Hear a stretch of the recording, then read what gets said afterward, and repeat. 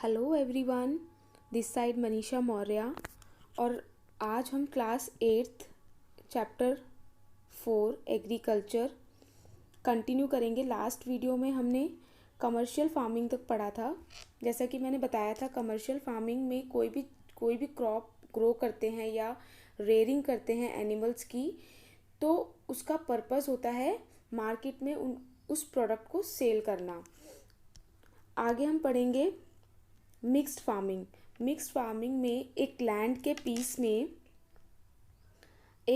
Piece में हम food crops भी ग्रो करेंगे और फोडर क्रॉप्स भी ग्रो करेंगे। फोडर क्रॉप्स मतलब होता है जैसे जो चारे वाले ग्रास ग्रो करते हैं एनिमल्स की रेयरिंग के लिए, तो उस तरीके की क्रॉप्स भी ग्रो करेंगे। तो एक ही फील्ड के अंदर सभी तरह की क्रॉप्स को ग्रो किया जा रहा है, इसलिए इसे बोलते हैं मिक्स्ड फार्मिंग।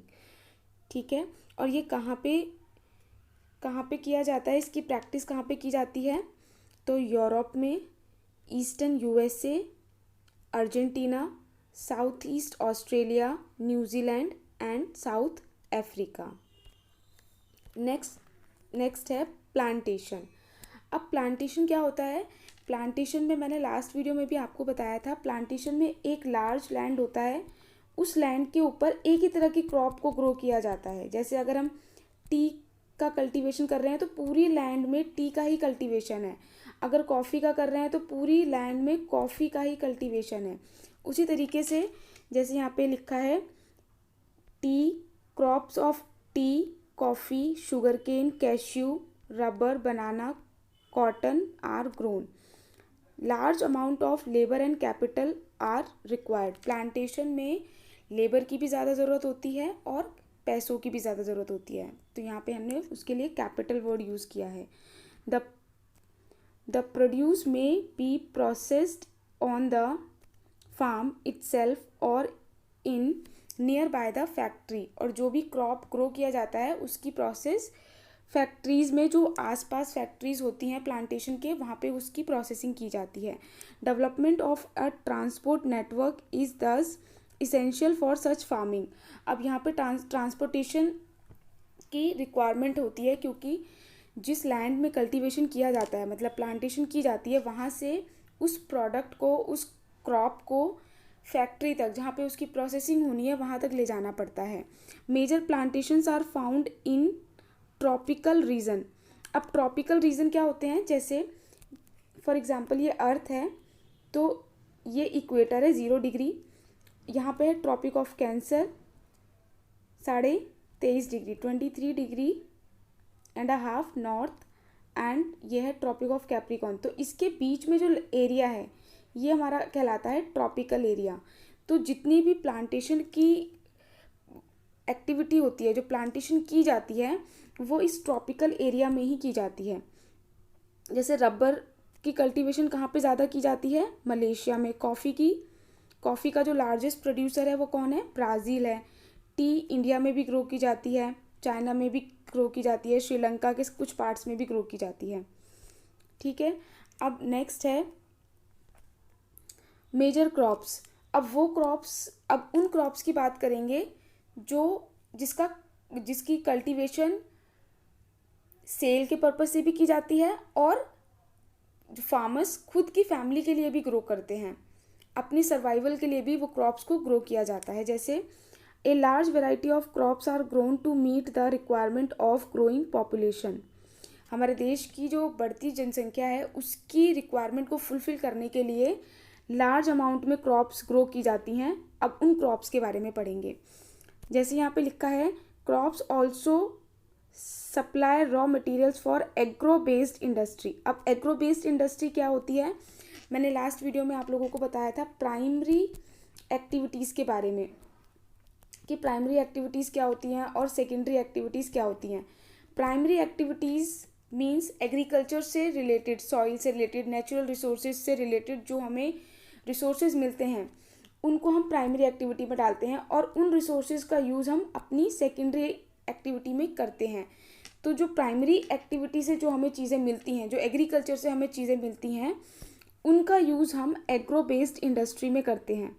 जैसे मैंने एग्जांपल दिया था, वीट का यूज़ हम करते हैं ब्रेड बनाने में, तो यहाँ पे वीट हमने एग्रीकल्चर से मिला है, और जो ब्रेड बनाने की जो इंडस्ट्री है या फैक्ट्री है वहाँ पे इस वीट का यूज़ करके हम ब्रेड बना रहे हैं या बिस्किट बना रहे हैं। तो इस तरीके की जो इंडस्ट्रीज़ होती हैं उन्हें बोलते हैं agro based industries. Major crops are wheat, rice, maize, millets. Jute and cotton are fibre crops. अब ये लाइन बहुत इंपॉर्टेंट है, यहाँ से क्वेश्चन बन सकते हैं एमसीक्यूज़ की फॉर्म में भी, कि जूट और कॉटन को क्या बोलते हैं, फाइबर क्रॉप्स बोलते हैं। इम्पॉर्टेंट ब्रेवरेजेस मतलब पेय पदार्थ होते हैं जिनको हम ड्रिंक करते हैं, पीते हैं, उसमें आते हैं टी और कॉफ़ी। तो सबसे पहला जो क्रॉप है जिसके बारे में हम पढ़ेंगे वो है rice. Rice is a major food crop in the world. पूरे वर्ल्ड में ज़्यादातर एरियाज़ में राइस का कंजम्पशन किया जाता है। It is the staple food of tropical और सब ट्रॉपिकल रीजन। स्टेपल फूड है ट्रॉपिकल और सब ट्रॉपिकल रीजन्स में। Need of high temperature. अब राइस के लिए हमें, राइस को ग्रो करने के लिए कैसा हमें टेम्परेचर चाहिए, क्या चाहिए, रेनफॉल कितनी चाहिए, उसके बारे में जानेंगे। जैसे rice need high temperature, high humidity and rainfall. Rainfall भी ज़्यादा होना चाहिए, टेम्परेचर भी ज़्यादा होना चाहिए और ह्यूमिडिटी भी होनी चाहिए। It grow best in alluvial soil. किस तरह की सॉइल में राइस का कल्टीवेशन होता है? एल्यूवियल सॉइल में होता है। और एल्यूवियल सॉइल कहाँ पाई जाती है? जो भी हमारा प्लेन एरियाज़ होते हैं वहाँ पर, जहाँ पर रिवर्स फ्लो करती हैं, रिवर का जो डिस्ट्रीब्यूटरी सिस्टम होता है,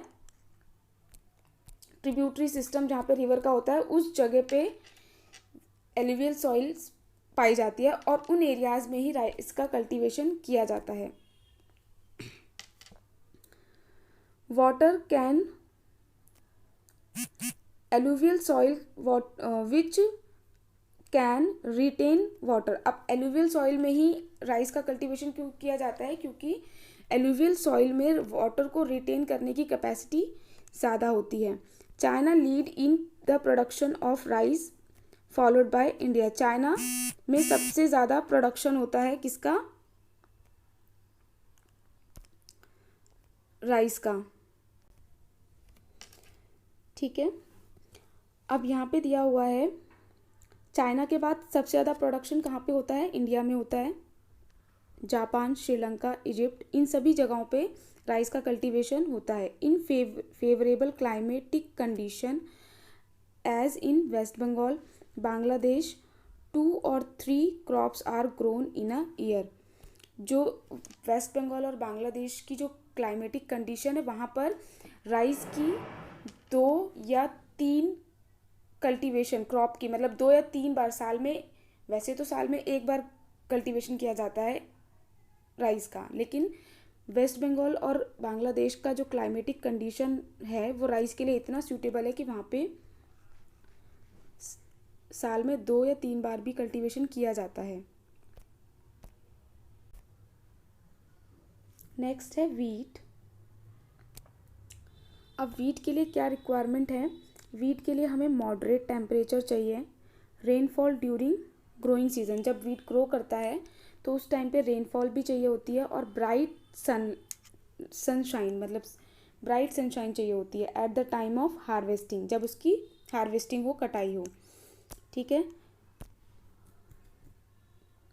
it thrives best in well drained loamy soil. अब राइस का कल्टीवेशन कहाँ होता था? एलुवियल सॉइल में, और वीट का कल्टीवेशन अच्छा कहाँ पे होता है? ल्यूमी सॉइल में होता है। Wheat is grown extensively in USA, Canada, Argentina, Russia, Ukraine, Australia, India. In India it is grown in winter. और इंडिया में कौन से सीज़न में ग्रो किया जाता है? विंटर के सीज़न में ग्रो किया जाता है। यूक्रेन में सबसे ज़्यादा वीट ग्रो किया जाता है। ठीक है। नेक्स्ट है मिलेट। अब मिलेट्स क्या होते हैं? They are also known as coarse grain and can be grown on less fertile and sandy soil. Less fertile और सैंडी सॉइल में भी ग्रो हो जाता है। It is a hardy crop that needs low rainfall and high to moderate high to moderate temperature, ठीक है, rainfall भी कम चाहिए होता है और हाई टू मॉडरेट टेम्परेचर की रिक्वायरमेंट होती है। एडिक्वेट रेनफॉल चाहिए होता है, बहुत ज़्यादा नहीं चाहिए होता ना बहुत कम चाहिए होता है। ज्वार और बाजरा रागी आर ग्रोन इन इंडिया, ठीक है, इंडिया में क्या क्या ग्रो होता है मिलेट्स में, ज्वार, बाजरा और रागी। Other countries are Nigeria, China और नाइगर, इन जगहों पर भी मिलेट्स की क्रॉप ग्रो की जाती है।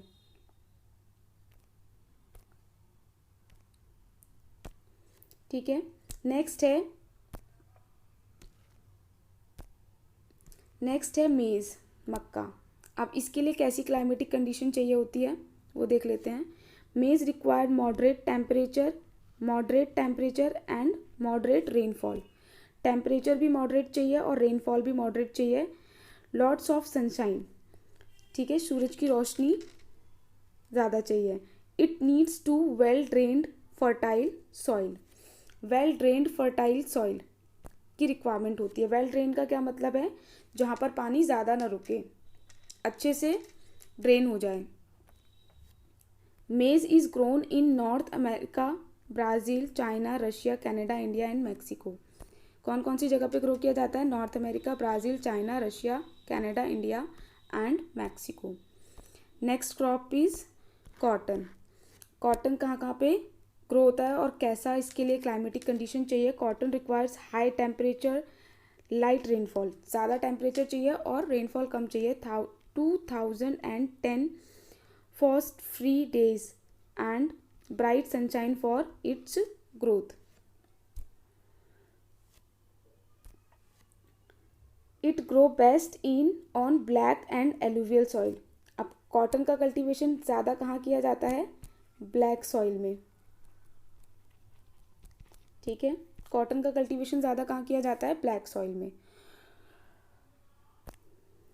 और कौन कौन सी जगह पर कॉटन की कल्टीवेशन की जाती है, China, USA, India, Pakistan, Brazil, Egypt are the leading producers of cotton. It is one of the main raw material for cotton textile. Cotton textile के लिए किसका काम करता है, रॉ मटेरियल का काम करता है। किसके लिए, कॉटन टेक्सटाइल के लिए, ठीक है। आगे है जूट। अब जूट को हम गोल्डन फाइबर भी कहते हैं। गोल्डन कलर का होता है इसलिए गोल्डन कलर का होता है और फाइबरस क्रॉप होता है, इसलिए हम इसे क्या बोलते हैं, golden fibre.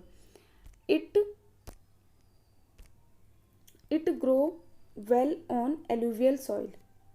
It requires high temperature, heavy rainfall, humid climate. कैसा कैसा क्लाइमेट चाहिए, हाई टेम्परेचर चाहिए, रेनफॉल भी ज़्यादा चाहिए और ह्यूमिड क्लाइमेट चाहिए। This crop is grown in the tropical areas. अब ये ट्रॉपिकल एरियाज़ में मैंने बताया था, tropical areas equator, tropic of cancer और ट्रॉपिक ऑफ कैप्रिकॉर्न के बीच का एरिया होता है। India and Bangladesh are the leading producer of jute. India और बांग्लादेश आर द लीडिंग, मतलब सबसे ज़्यादा यहाँ पे जूट का कल्टीवेशन किया जाता है इंडिया और बांग्लादेश में। नेक्स्ट है coffee. Coffee requires warm and wet climate. Coffee के लिए वार्म और वेट क्लाइमेट चाहिए होता है। वेल ड्रेन्ड ल्यूमी सॉइल चाहिए होती है, ठीक है, वेल ड्रेन्ड ल्यूमी सॉइल चाहिए होती है। Hilly slope are more suitable for growing of this crop. Hilly slope चाहिए होता है, मतलब जैसे माउंटेन होते हैं, माउंटेन में जैसे यहाँ पे स्लोप्स होते हैं ना, ये जो माउंटेन का स्लोप होता है, इस तरीके का लैंड फॉर्म चाहिए होता है कॉफ़ी की कल्टीवेशन के लिए। Brazil is the leading producer followed by Colombia and India. Brazil में सबसे ज़्यादा कॉफ़ी का कल्टीवेशन होता है, मतलब लीडिंग प्रोड्यूसर कौन है, ब्राज़ील है, उसके बाद कोलंबिया और इंडिया आते हैं। नेक्स्ट है T. T is a beverage crop grown on plantation.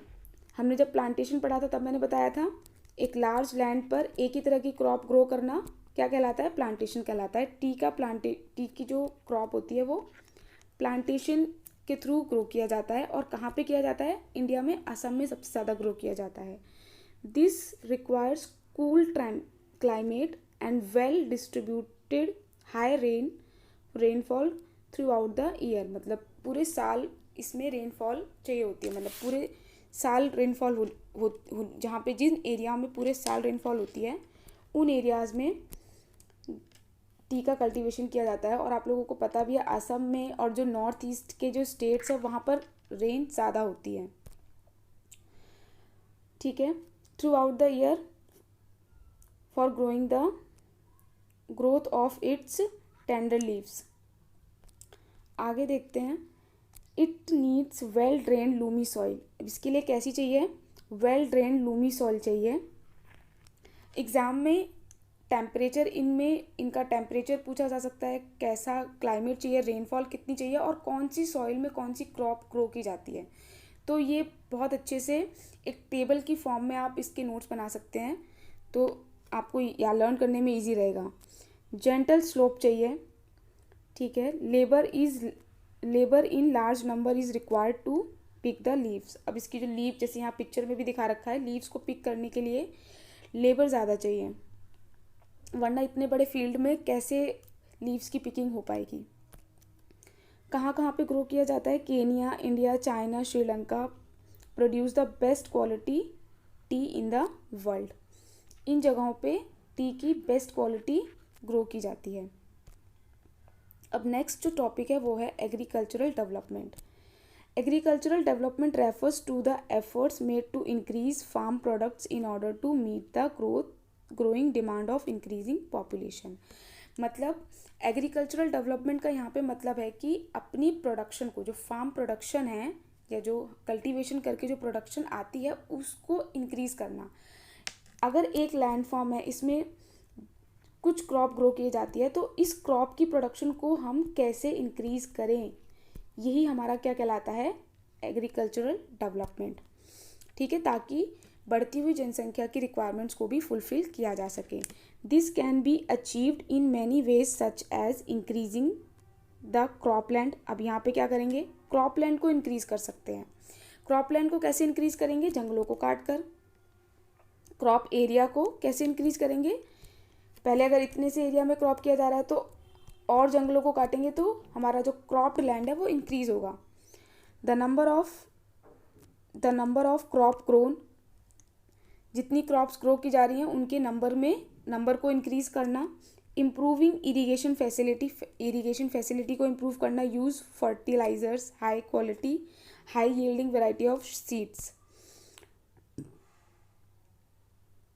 Mechanism of agriculture is also another aspect of agricultural development. The ultimate aim of agricultural development is to increase food security। मतलब ऐसी कोई situation हमारी country में ना आए कि लोगों के लिए खाना ही कम पड़ जाए, तो फूड सिक्योरिटी को इंक्रीज़ करना अल्टीमेट एम है किसका, एग्रीकल्चरल डेवलपमेंट का।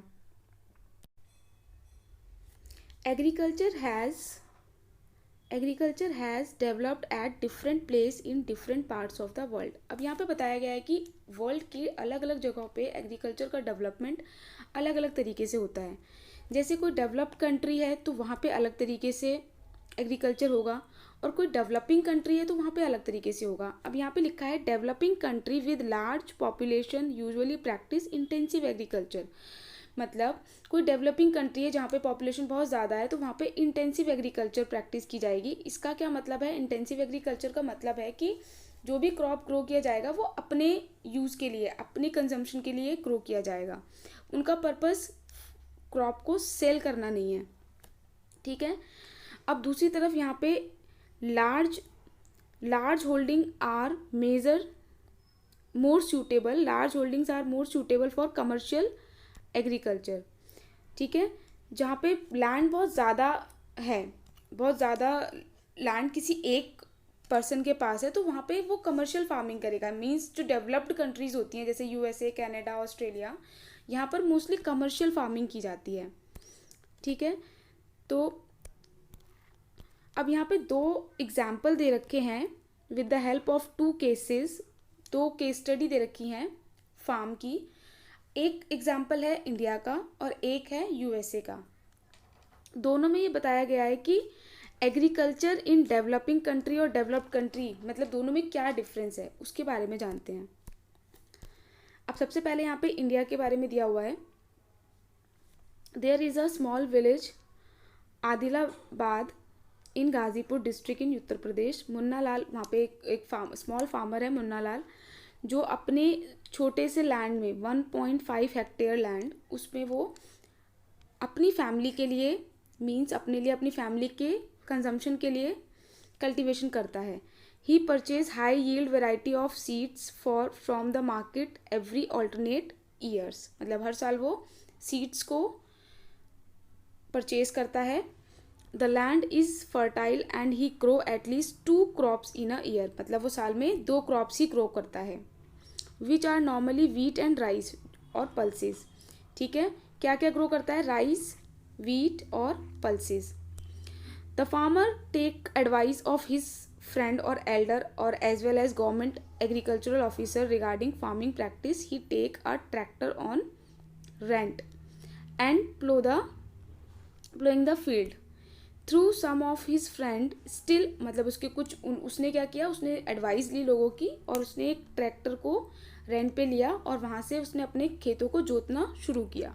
लेकिन उसके कुछ फ्रेंड अभी भी उस ट्रेडिशनल मेथड में ही क्या कर रहे हैं, ट्रेडिशनल मेथड में लगे हुए हैं, जैसे बैलगाड़ी बैलों के थ्रू क्या करना, खेतों को जोत रहे हैं। लेकिन उसने क्या किया, उसने ट्रैक्टर को रेंट पे लिया और उस ट्रैक्टर की हेल्प से अपने खेतों को जोतना शुरू किया। There is a tube well in nearby field which he take on rent to irrigate field. अब उसके खेत के पास ट्यूबवेल था जिसको उसने रेंट पे लिया और वहाँ से उसने अपने खेतों की सिंचाई की, इरीगेशन किया। ठीक है, आगे दिया हुआ है Munna Lal also has 2 बेफेलोज few hence. उसके पास कौन कौन से एनिमल्स थे? 2 बेफेलो और कुछ हैंस थी।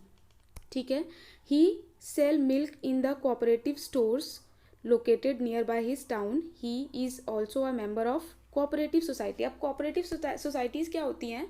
यहाँ पे जैसे विलेज के कुछ लोग मिलकर एक कोऑपरेटिव सोसाइटी बनाते हैं और वो जो भी लोग उस सोसाइटी को बनाते हैं वो उस सोसाइटी के मेंबर होते हैं। उनका काम क्या होता है? जितने भी मेंबर हैं उनको फाइनेंशियली हेल्प प्रोवाइड करना। अगर मान लो एक कोऑपरेटिव सोसाइटी में 11 लोग हैं, 12 लोग हैं, तो उनका क्या काम है कि उन लोगों को जब भी फाइनेंशियली रिक्वायरमेंट होगी पैसों की, तो वो लोग आपस में एक दूसरे की हेल्प करेंगे, लोन प्रोवाइड करेंगे उनको, ताकि वो लोग अपना जो भी काम है कल्टीवेशन से रिलेटेड है या कोई अदर काम है वो ईजिली उसे कर पाएँ। ठीक है, तो वो कोऑपरेटिव सोसाइटी का मेंबर भी था।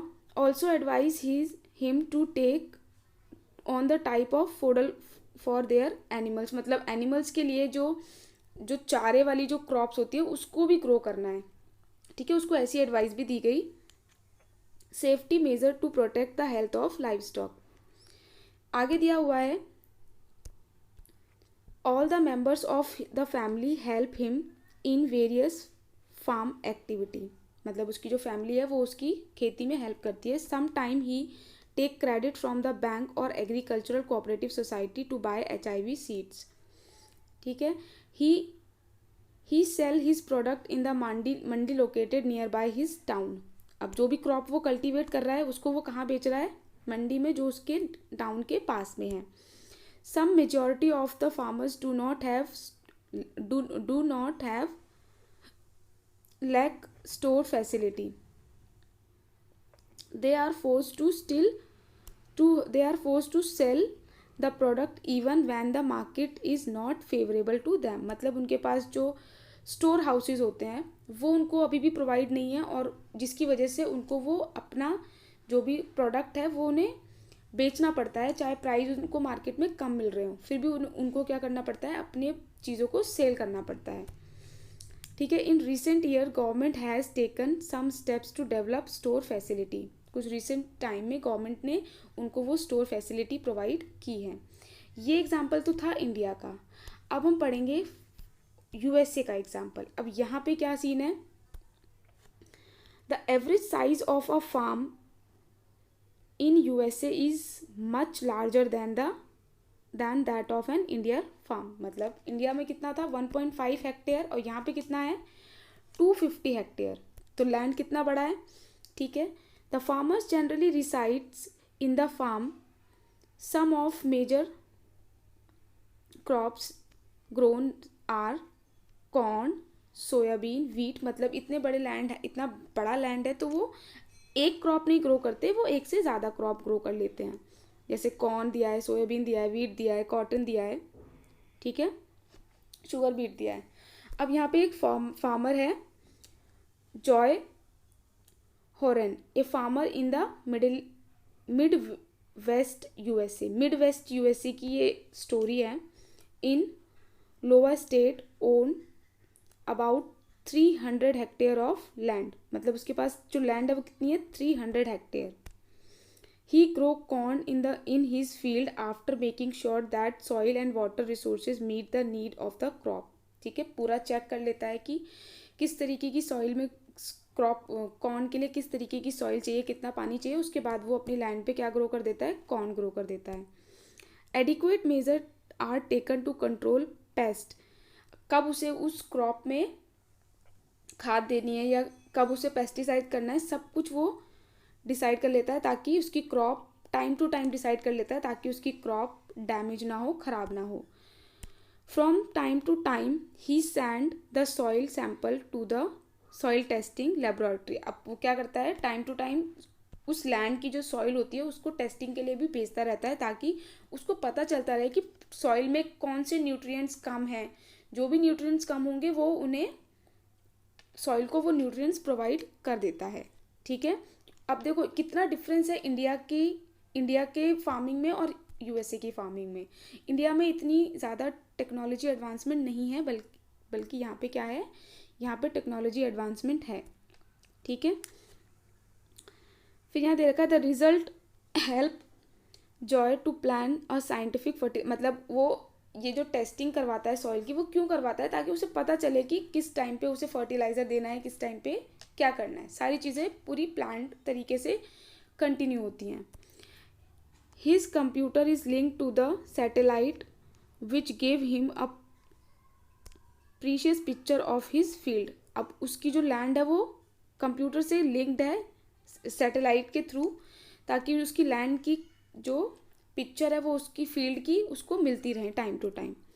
This helps him to use chemical fertilizer. अब ये जो पिक्चर उसके पास आती हैं वो उसे ये बताती हैं कि उसे कब केमिकल फर्टिलाइज़र का यूज़ करना है। ठीक है, अब यहाँ पे आगे दे रखा है the pesticides whenever they are required. जब भी उन्हें पेस्टिसाइड्स की रिक्वायरमेंट होगी तब भी वो अपनी फील्ड में पेस्टिसाइड्स दे सकता है। He use tractors, seed drills, levellers, combined harvesters, threshers too. अब उनके पास सारी हर तरह की क्या है, मशीनरीज हैं। जैसे हमने इंडियन फार्मर का जब केस पढ़ा तो उसके पास ट्रैक्टर भी नहीं था, उसने वो ट्रैक्टर भी किस में लिया था, रेंट पर लिया था। बट यहाँ पर क्या है, उसके पास हर तरीके की फार्मिंग की मशीनरीज हैं। ठीक है, तो जब सारी टेक्नोलॉजी है तो कल्टीवेशन करना कितना इजी है, और उस पर्टिकुलर लैंड में जितना कल्टीवेशन किया जा सकता है, सारी टेक्नोलॉजी होने की वजह से ज़्यादा कल्टीवेशन होगा, ज़्यादा क्रॉप प्रोडक्शन होगा। ठीक है, तो यहाँ पे लिखा है a grain are stored in the automatic grain store so dispatch to the market agencies. ठीक है, मार्केट जाने से पहले वो ग्रेन ऑटोमेटिकली कहाँ स्टोर हो जाता है, ग्रेन स्टोर्स में स्टोर हो जाता है। The farmer in USA work like a businessman. ठीक है, यूएसए में जो फार्मर्स होते हैं वो किसकी तरह काम करते हैं, बिजनेसमैन की तरह काम करते हैं, नॉट एज अ पीजेंट और फार्मर। पीजेंट की तरह या फार्मर की तरह काम नहीं करते। तो ये था पूरा चैप्टर। ठीक है, आई होप आप लोगों को ये चैप्टर समझ में आ गया होगा। अब नेक्स्ट वीडियो में मिलते हैं नेक्स्ट चैप्टर के साथ।